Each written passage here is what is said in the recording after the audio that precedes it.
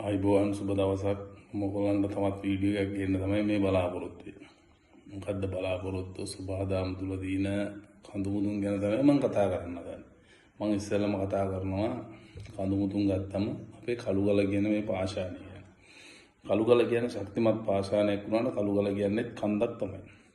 එතකොට මේ කන්දෙන් කරන කාර්ය ගොඩක් තියෙනවා. මොකද්ද කරන කාර්ය? අපිට මේ පරිසරයේ දින උෂ්ණත්වය පාලනය කරලා අපිට ජල වතුර ළඟා කරලා පිරිසිදු වතුර ළඟා කර දීලා අපිට පරිසරයේ තියෙන ගොඩාක් කාර්යයක් කරන වස්තුවක් තමයි කළුගල කියන්නේ. එතකොට අති ගෞතම ලෝතුරා බුදුරජාණන් වහන්සේ සිරිපාති කියලා අපිට කොටසක් නිර්මාණය වෙලා තියෙනවා. නිර්මාණය කරලා තියෙන සිරිපතුලක් එතනින් පෙන්නලා තියෙනවා. එතකොට මෙතෙක් කලක් කවුරුත් දැනගෙන ඉඳලා මේ සිරිපතුලෙන් කෙරෙන්නේ මේ කාර්යය කියලා. නෑ. එතකොට බුදුහාමුදුරුවෝ ඒ තියපු සිරිපතුල යටින් නේද අපිට ප්‍රධාන ගංගා හතර ගමන් කරන්න පටන් ගන්න තියෙනවා. ඒතකොට මේ ප්‍රධාන ගංගා හතර ගමන් කරන්න පටන් ගන්න ගත්තු එකේ අර්ථ ගානක් තියෙනවා. මොකද්ද මේ අර්ථ ගාන කියන්නේ? බුදුහාමුදුරුවෝ පෙන්නලා දිනෝ මගේ දහඩිය බිඳ ඔබට මහා මෙරක් කියලා. දහඩිය බිඳ කියලා කිව්වත් දහඩිය බිඳ මගේ ශරීරයෙන් පිටතට ගිහිල්ලා ඔබට හමු වුණත් ඒකත් ඔබට ලොකු මහා මෙරක් කියලා. ඔබට පීඩක් කියලා. ඒ වෙලෙදී ශරීරය මගේ ධර්මය ඔබට ඒ තරම්ම බල සම්පන්නයි. ඔබට ඒ තරම්ම වටින කොටසක් කියලා. එතකොට බුදුහාමුදුරන්ගේ සිරිපතුල උඩින් දිනවා අපිට යටින් ප්‍රධාන ගංගා හතරක් මහා වැලි, කැලණි, කළු වලවේ යන ගංගා කියලා නිර්මාණය වෙලා තියෙනවා. එතකොට මේ ගංගා හතරට මේ කළු ගලට වතුර කොහෙද? ලොකු ප්‍රශ්නයක් මේක. කවුද හොයාගෙන දින්නේ? හොයාගෙන දිනන කවුරුක්. එතකොට මේ ප්‍රශ්නෙට උත්තර හොයාගෙනත් නැහැ. එතකොට මමත් ඉගෙනගෙන දිනවා ඉස්කෝලේ. නමුත් මමත් පොතකින් පතින්වත් තාම මේවා අහලා නැහැ. මම සාමාන්‍ය මේ මිනිස්සුත් එක්ක කතා කරලා දෙන මම කවදාකවත් මෙන්න මේ හේතුවෙන්දයි මේ ගලෙන් වතුර එන්නේ කියලා කවදාවත් අහලා නැහැ. එතකොට තව කඳු දිනවා ගල් සහිත, බොරුළු සහිත, මැටි සහිත එක එක තනි කන්දේ ඔක්කොම දින දැනුත් තියෙනවා. මැටි සහිත කඳුත් තියෙනවා. නේ? එතකොට මැටි සහිත කඳු දිනවා එක විදිහේ කඳු දිනවා. එතකොට අපි දැන් උදාහරණයක් වශයෙන් ගල් වැලි, පස්, මැටි ඔක්කොම දින කන්දේ වහිනවා වැස්සට පස්සේ උල්පත් පෑදෙනවා පිරිසිදු වතුර දිනවා ඒ හැමදේම දිනවා. එතකොට දැන් තවත් තියෙනවා දැන් අපේ තව කන්දක් තියෙනවා. ඒ කන්දේ පස් බැලුවම කපලා ගත්තම පස් අඩියක් දැම්මට පස්සේ අඟලක් වෙනකන් තලන්න පස් හේතු වෙනවා. එතකොට අපේ මේ පුරා විද්‍යාව පැත්තෙන් විද්‍යාත්මක පැත්තෙන් කියන මෙන්න මේ කන්ද අපි කපලා මෙන්න මේ පහත් ස්ථාන දන්න ගොඩ කරා මේ පාර දාලා ගොඩ කරව ආපහු ගිලා බැසීමක් සිදු වෙන්නේ නැහැ. අපිට දීර්ඝ කාලයක් තියාගන්න ඕන කියලා. එතකොට අපි කවුරුත් දැනගෙන ඉඳියද මේ කන්දෙන් අපේ පරිසරයට වෙන වටිනාකම මොකක්ද කියලා? කවුරුත් දැනගෙන ඉඳී නැහැ. එතකොට මේ කන්ද කැපුවා. ඇයි මහත්තයෝ ඔබ දන්නවාද ඒ කන්ද මහ පොළොව මවසේ සලකන මේ පරිසරේ ඔබ දන්නවද ඔබ වර්ධනය වුණ මවගේ පියවුරෙන් කෙරෙන කාර්යය ඒ කන්දින් කෙරෙනවා කියලා. ඔබ බලන්න ඒ කන්ද පාමුලින් ගලන්න ගන්නා වතුර පාර කවදාකවත් මැකෙයිද කියලා නෑ. මොකද හේතුව ඒ කන්ද පරිසරයේ සුළඟේ පාවෙලා එන ඕනෑම ඔක්සිජන් වලින් ගමන් කරන ඔක්සිජන් ලං කරගෙන ඒක ජල වාෂ්ප බවට පත් කරගෙන ඒක මහ පොළොව දිගේ අවශ්‍ය පරිසරයේ පහත් බිම් වලින් ගලා යන ගංගාවක් ඇලක් පටන් ගන්න මුල් තැන. ඔබ බලන්න ඔබ එතන කන්ද කපලා වියරුණාම ඔබගේ ඇලේ ආපු වතුර පාර ගියාද කියලා. එහෙනම් මවගේ පියවර කැපූ දවසක දරුවන් බිහි නොවි ඉන්නේ නැහැ. දරුවන් බිහි වෙනවා. මොකද වෙන්නේ? නමුත් දරුවාට පොන්න කිරි නැහැ. එතකොට දරුවාට අපි වෙන කෙනෙකුගේ පිහිටක් පතන් වෙනවා. අන්න එතන නේද අද ඔයගොල්ලෝ අපි එතකොට කුඹුරට අවශ්‍ය වෙච්ච වතුර ටික නැහැ. කුඹුරට අවශ්‍ය වෙච්ච පෝෂණ ටික නැහැ. එතකොට වතුර නැති වුණා. අපි ඒ කන්ද අපි විද්‍යාවෙන් බැලුවේ මොකද්ද දැක්කේ? පස් හයි වෙන එක විතරයි. එතකොට මනුස්ස ශරීරයට ගලපලා ගන්නකොට පියවුර කැපූ මවගේ දරුවා කොහොම වර්ධනය වෙයිද? එහෙනම් මේ කන්ද නැති කරාම මේ කන්ද විනාශ කරුවම ඔබ මේ පරිසරය තුල කොහොම ජීවත් වෙයිද? අද වතුර ටිකක් අපිට බොන්න නැතුණු. එතකොට තව කන්දක් ගත්තොත් මොකද්ද කියන්න වෙන්නේ? පියාගේ පපුව හා සමානයි.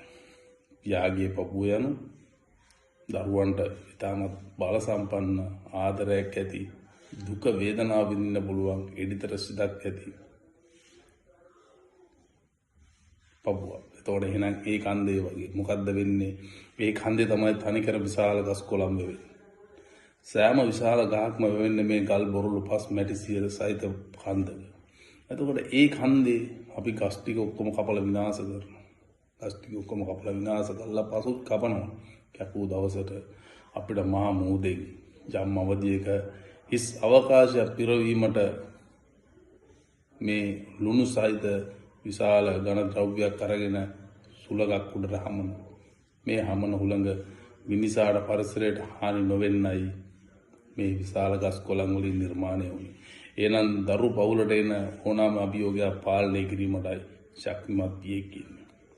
එතකොට ඔබ විනාශ කරා. එතකොට මොකද්ද වෙන්නේ? මේ ආපු හුළඟ අපි ඔක්කොම විම පෙරලාගෙන පිය විනාශ කරගෙන යනවා. ඉතින් ඔබ කරේ මොකද්ද? එතකොට විද්‍යාවෙන් දැකපු දේ ඔබ හරියද? දැක්කේ නැහැ.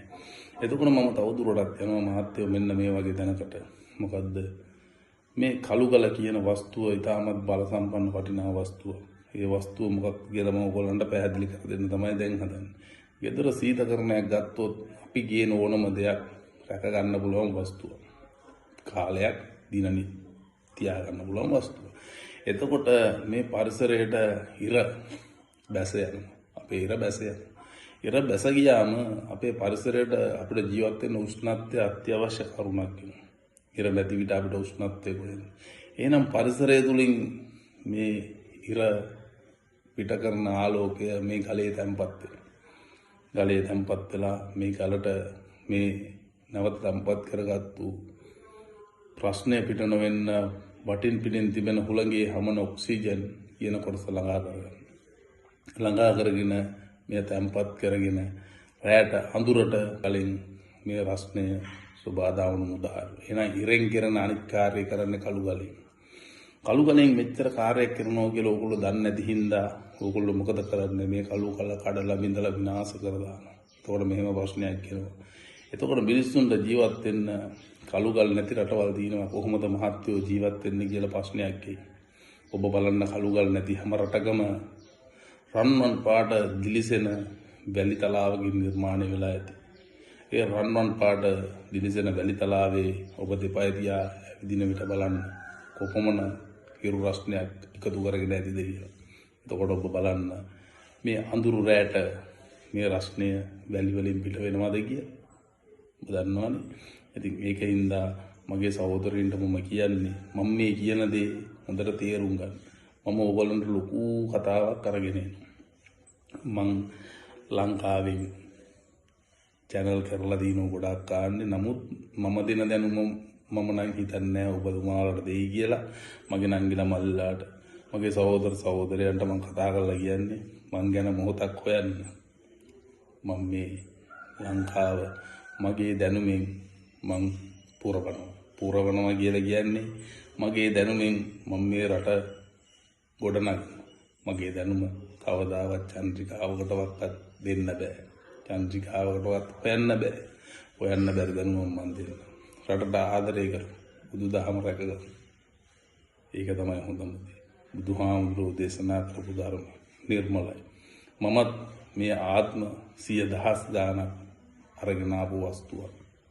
මගේ කටහඬ අහලා මගේ දැනුම බලලා මට මගේ පණිවිඩ ඕගොල්ලන්ට දෙන්න පුළුවන් පරිසරයක් ගොඩනගලා දෙන්න. මගේ channel එකට subscribe කරලා share කරලා මගේ දැනුම කාටවත් අරින්න.